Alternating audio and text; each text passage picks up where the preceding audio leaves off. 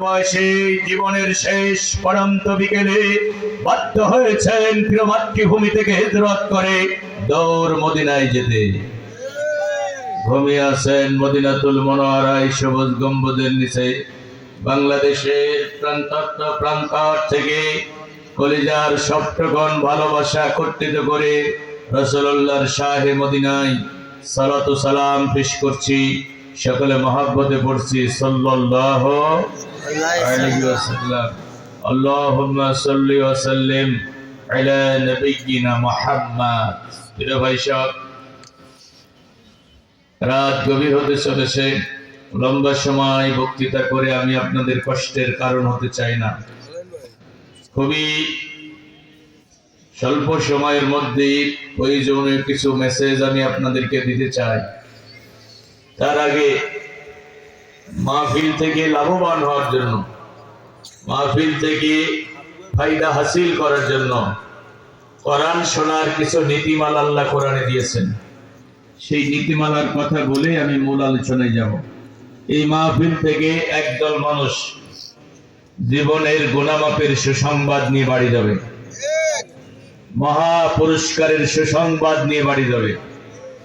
আর একদল লোক জালেম, দুনিয়ার সবচেয়ে বড় জালেম হয়ে জাহান্নামের আযাবের সুসংবাদ নিয়ে বাড়ি যাবে। এখন প্রতিদিন বাংলাদেশে শত শত নয় হাজার হাজার কোরআনের মাহফিল হচ্ছে। ওই যে পরিচালক ভাই বললেন, এখন মাহফিল করার জন্য আর প্রশাসনের দুয়ারে দুয়ারে ভিখারির মতো ঘুরতে হয় না। আগে তো মাহফিল করতে গেলে মাহফিল কমিটির জুতার তলা ক্ষয় হয়ে যেত, কত নেতার কাছে ধর্ণা দেয়া লাগতো, এই পোস্টারে কত নেতার নাম দেয়া লাগতো। নেতারে সভাপতি না বানাইলে মাহফিল হতে দিত না। কথা বলেন ঠিক কিনা? এখনকার সেই রকম পরিবেশ আছে? আল্লাহ অনুকূল পরিবেশ তৈরি করে দিয়েছেন। প্রতিদিন হাজার হাজার কোরআনের মাহফিল বাংলাদেশে হচ্ছে, কিন্তু জাতির মানুষের জীবনের পরিবর্তন খুবই কম হচ্ছে।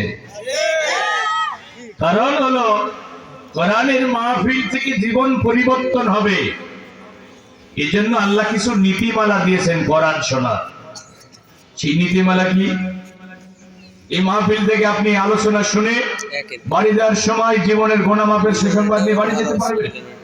ফেরেশতারা বাড়ি যাওয়ার সময় আপনার কানে কানে বলবে, কুমু মাগফুরাল লাকুম, আল্লাহর বান্দারা এখন ওঠো, বাড়ির দিকে যাও, তোমাদের রব তোমাদের ক্ষমা করে দিয়েছে।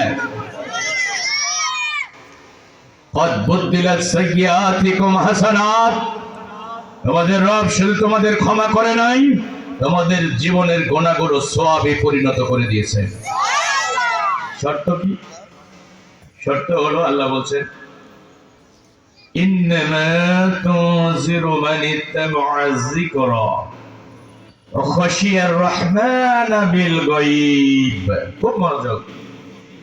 আল্লাহ বলছেন, রাসূল কোরআনের আলোচনা তো আপনি তাদেরকে শোনাবেন, এই কোরআন থেকে নসিহত তো আপনি তাদেরকে করবেন যারা কোরআনের কথা শুনবে এবং মেনে নেবে। আবারও বলছি, শুনবে এবং আমরা যদি শুনতাম এবং মেনে নিতাম, ইসমাইল হোসেন পলাশী ভাইয়ের 5 মিনিটের আলোচনায় আমাদের জীবন পরিবর্তনের জন্য যথেষ্ট ছিল। কিন্তু আমরা শুনি, মানতে রাজি নয়। আমরা যেগুলো ভালো লাগে সেগুলো মানি, যেগুলো ভালো লাগে না সেইগুলো আর মানি না। কিন্তু আল্লাহ বলছে যারা শুনবে এবং মানবে। শোনেন, আল্লাহ এবং রাসূলের কথা যখনই শুনবেন, শোনার পরে মানতে গিয়ে আর কোনো ওজর পেশ করা যাবে না। দুনিয়ার সব মানুষের আনুগত্য করার জন্য শর্ত আছে, কিন্তু আল্লাহ রাসূলের আনুগত্য করার ক্ষেত্রে কোনো শর্ত আরোপ করা হয় নাই। শর্তহীন আনুগত্য করতে হবে, শর্তহীন ভাবে আল্লাহ এবং রাসূলের কথা মেনে নিতে হবে। শোনেন বয়স্পরের মানুষেরা, আল্লাহ কোরআনুল কারীমে স্পষ্ট বলে দিয়েছে, ওয়াইন তানাজাতুম ফি শাইইন ফারুদ্দুহু ইলাল্লাহি ওয়া রাসূল। বছর যখন তোমাদের সামনে তোমাদের নেতারা কথা বলবে, তোমার ইমাম কথা বলবে, তোমার বক্তা বক্তৃতা করবে, তোমার পীর সাহেব নসিহত করবে, তখন তোমার পীরের কথা, তোমার নেতার কথা, তোমার বক্তার কথা, তোমার বাবার কথা, তোমার রাষ্ট্রনায়কের কথা কোরআনের কাছে ফিরিয়ে দেবে, রাসূলের কাছে ফিরিয়ে দেবে। যদি আল্লাহ এবং রাসূলের কথার সাথে তোমার নেতার কথা মিলে যায় তুমি মেনে নেবে, যদি না মেলে তাসবিহ ছুঁড়ে ফেলে দেবে।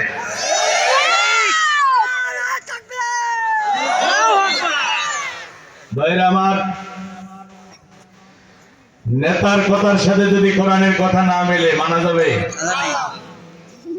সারা দুনিয়ার মানুষের কথা একদিকে, ভালো করে শুনেন, সারা পৃথিবীর মানুষের কথা একদিকে, আমার আল্লাহর কথা একদিকে। মুমিন যারা আল্লাহর কথা মেনে নেবে তারা, কারণ সবার কথার উপরে কার কথা? জোরে বলেন, সবার কথার উপরে কার কথা? কালিমাতুল্লাহি হিয়া উলিয়া, সবার কথার উপরে আমার আল্লাহর কথা। আল্লাহর কথা মানতে গিয়ে যদি নেতা নারাজ হয়ে যায়, নেতাকে অ্যাভয়েড করতে হবে। নেতার কথা মানতে গিয়ে যদি ব্রাহ্মণ্যবাদী শক্তির তল্পিবাহকদের পক্ষ থেকে জুলুম, নির্যাতন আর অত্যাচারের স্টিমরোলার চতুর্দিক থেকে ঘিরে ফেলে, ইমানের দাবিতে বিশ্বাসী প্রতীকী মুমিন মুসলমান আল্লাহর কথা মানতে গিয়ে হাসি মুখে জুলুম, নির্যাতন আর অত্যাচারের স্টিমরোলারকে বরণ করে নেবে।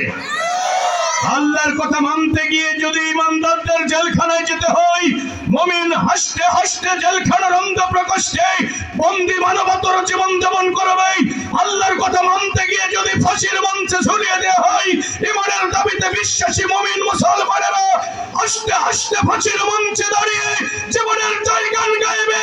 আল্লাহর কথা মানতে গিয়ে যদি মেশিন গানের বুলেট আসে, মুমিনেরা মেশিন গানের বুলেটের সামনে মাথা উঁচু করে দাঁড়িয়ে বুকের তপ্ত লহু ঢেলে দিয়ে শাহাদাতের নজরানা পেশ করবে। কোন মুমিন, কোন মুসলমান আল্লাহ রাসূলের কথার বাইরে যেতে পারে না।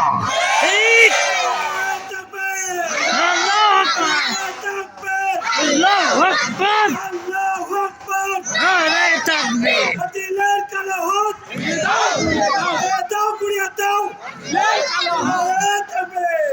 ভগবান, এই কথা মুসলমানদের ভুলে গেলে চলবে না। আল্লাহ রাসূলের নাফরমানি করে এই দুনিয়াতে কারো আনুগত্য করা যাবে না। আল্লাহ রাসূলের নাফরমানি করে স্বামীর কথা মানা যাবে না। কথা বলেন, এখানে জোর হলো না। আল্লাহ রাসূলের কথা অমান্য করে স্বামীর কথা মানা যাবে?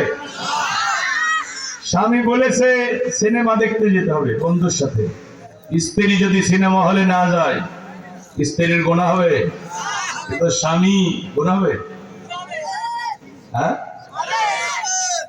যদি সিনেমা হলে না যায় তাহলে গুনাহ হবে না? গুনাহ হবে না, কারণ আল্লাহ রাসূলের নির্দেশ নাই সিনেমা হলে যাওয়া।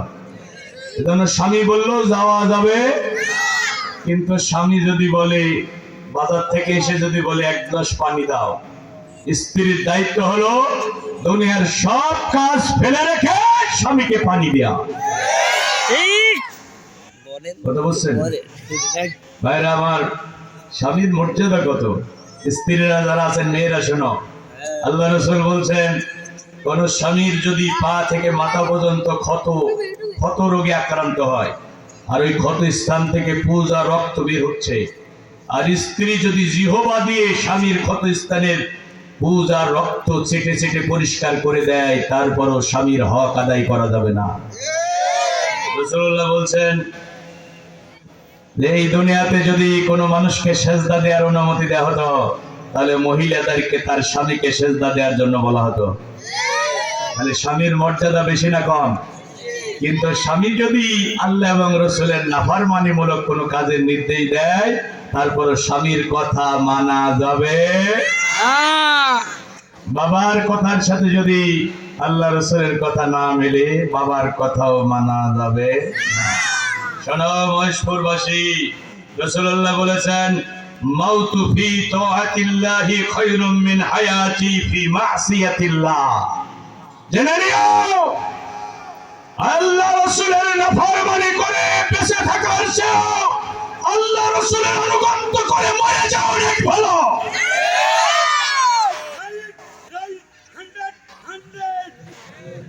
হ্যাঁ ঠিক আছে, হ্যাঁ শোনেন শোনেন, ঠিক আছে শোনেন শোনেন শোনেন শোনেন, আল্লাহ রাসূলের নাফরমানি করে মাটির উপরে থাকার চেয়েও আল্লাহ রাসূলের আনুগত্য করে মাটির নিচে চলে যাওয়া ভালো। তাহলে আল্লাহ এবং রাসূল যা বলেছে শুনতে হবে এবং অখশিয়ার রহমান বিল গায়ব, আর আল্লাহকে না দেখে ভয় করে জীবন পরিচালনার সিদ্ধান্ত নিতে হবে। শর্ত হলো কয়টা? দুইটা। বলেন বলেন। দুইটা। আল্লাহ যা বলেছে শুনতে হবে এবং মানতে হবে। আল্লাহ কোথায় বলেছে? এই কোরআনে যত কথা আছে সব কথাগুলো কার? একটা কথাও কি দুনিয়ার কোনো মানুষের আছে? তাহলে আল্লাহ যা বলেছে তা শুধু শুনলে হবে না, শোনার সাথে সাথে মানতে হবে। সাহাবীরা যখনই শুনেছেন তখনই আমল করা শুরু করেছেন, আগামী কালের জন্য অপেক্ষা করে নাই। কিন্তু আমাদের ভালো লাগলে মানি, না লাগলে মানি না। দেখেন মদ যখন চূড়ান্ত ভাবে নিষিদ্ধ হলো তখন সাহাবীদের ঘরে মদ ছিল, ছিল না? চূড়ান্ত ভাবে মদ যখন নিষিদ্ধ হলো আর মদিনার গলিতে গলিতে যখন প্রচার করা হলো, জিবরিল আমিন মেসেজ এনেছেন মদ চূড়ান্ত ভাবে নিষিদ্ধ করা হয়েছে। সাহাবীরা এই কথা চিন্তা করে নাই আজকে যে মদটুকু আছে এগুলো পান করেনি, আগামীকাল থেকে মদ ছেড়ে দেব, এই চিন্তা কিন্তু তারা করে নাই। বরং যাদের ঘরে মদ ছিল সাথে সাথে মদের ড্রাম ধরে রাস্তায় ফেলে দিয়েছে। মুখের ভিতরে মদ ছিল কুলি করে বের করে ফেলেছে, গলার ভিতরে মদ ঢুকে গেছে, হাত ঢুকায়া বমি করে বের করে দিয়েছে। ওই যে মদ তারা ছেড়েছে জীবনে কোনোদিন আর মদের বোতল হাতে করে নাই। ভাইরা আমার, এজন্য শুনতে হবে এবং মানতে হবে, আর আল্লাহকে না দেখে ভয় করে জীবন পরিচালনার নীতি অবলম্বন করতে হবে।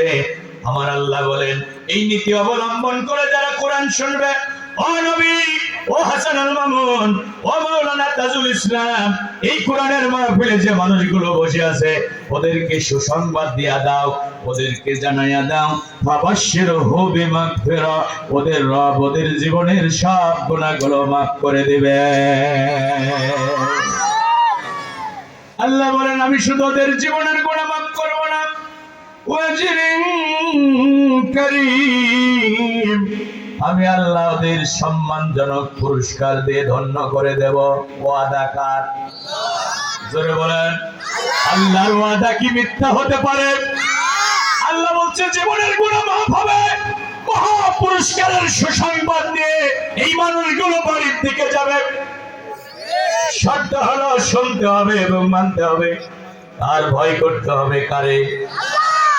কোরআনের কথা শুনলেন, কোরআনের বক্তব্য আপনার দলের বিপক্ষে চলে গেছে, আপনার নেতার বিপক্ষে চলে গেছে। এই কারণে যদি আপনি মুখ ফিরাইয়া মাহফিল থেকে উঠে বাড়ি চলে যান, আপনার চেয়ে বড় জালেম আকাশের নিচে জমিনের উপরে আর পাওয়া যাবে না।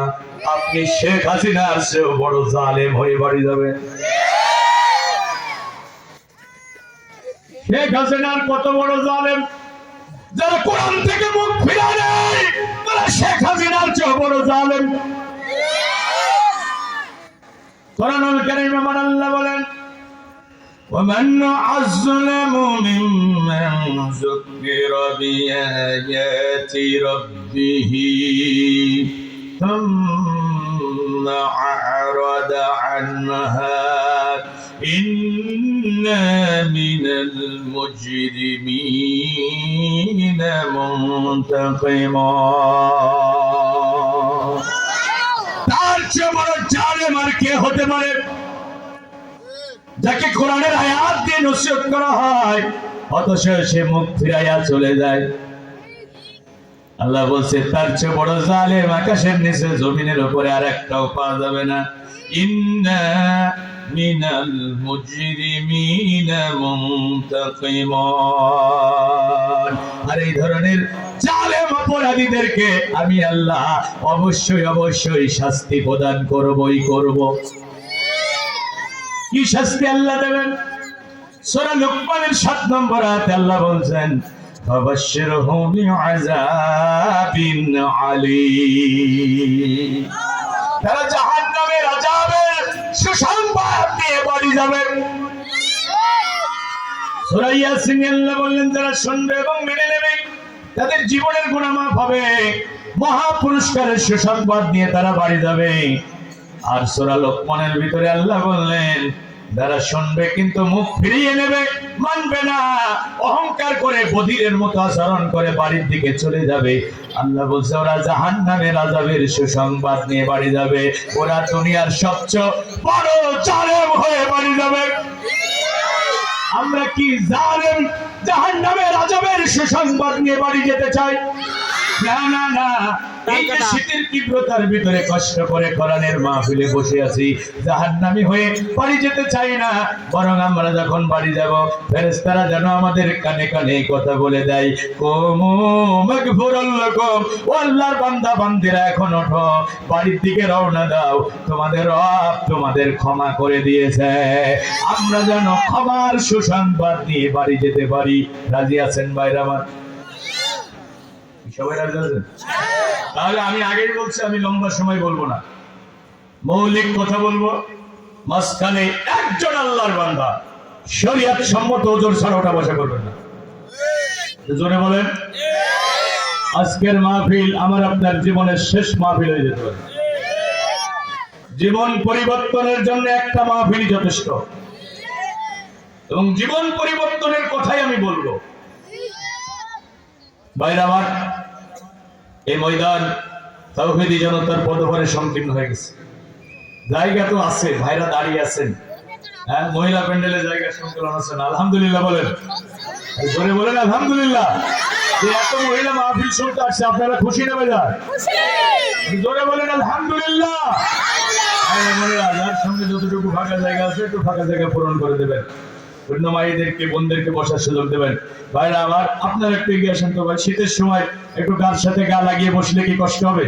বরং আপনাদেরই সুবিধা হবে, শীত কম লাগবে, ঠান্ডা থেকে বেঁচে যাবেন। একটু সবাই এগিয়ে আসেন ভাই। আর দাঁড়ানো ভাইরা যদি পারেন বসে পড়েন, দাঁড়ানো ভাইরা যদি পারেন বসে পড়েন। সময় নষ্ট করা যাবে না, সময়ের অনেক দাম, সময়ের অনেক দাম। এই জন্য ভাইরা আমার খুব মনোযোগ দিয়ে আমার কথাগুলো শুনবেন। ভাইরা আমার,